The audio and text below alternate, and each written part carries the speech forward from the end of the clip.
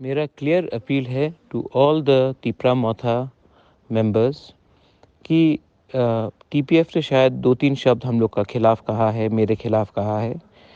देखो, हमारा पोजीशन बहुत क्लियर है।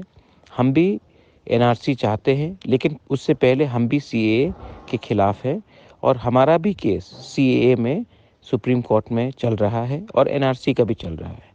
लेकिन 2026 में डिलिमिटेशन होगा, तो हमको अपने लाइन में भी चलना है। हम लोग सिर्फ सुप्रीम कोर्ट के ऊपर डिपेंड नहीं कर सकते हैं कि जस्टिस कब मिलेगा। आप किसान का आंदोलन देख लो। किसान का आंदोलन सुप्रीम कोर्ट से रिलीफ नहीं मिला था, क्योंकि किसान आंदोलन करते रहा। इसी के लिए प्राइम मिनिस्टर को भी माफ़ी मांगकर किसान का कानून वापस लेना पड़ा। इसी के लिए हम लोग भी अपना आंदोलन रेडी रख रहे हैं। मैं आपको फिर से अपील करता हूँ कि हम पाताल का खिलाफ नहीं हैं। मैं पाताल के खिलाफ एकदम नहीं हूँ। उनका सीए का, उनका जो एनआरसी का केस है, उसको मैं भी सपोर्ट करता हूँ। लेकिन हम साइड बाय साइड अपना भी एक लाइन लेके चल रहे हैं, क्योंकि जब तक हमें सुप्रीम कोर्ट रिलीफ अगर कल नहीं दिया, तो हम लोग कहीं के नहीं रहेंगे। तो ये मेरा अपील है।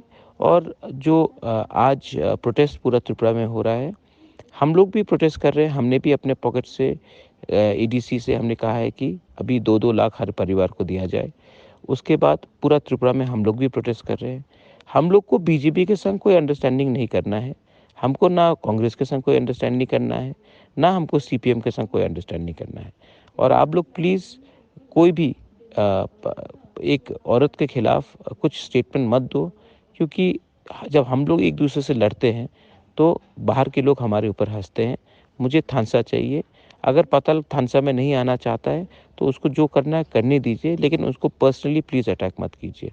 मुझे नहीं लगता है कि बुबागरा का पार्टी में अगर हम लोग इतने नीचे गिर जाएंगे तो हमको शोभा देगा।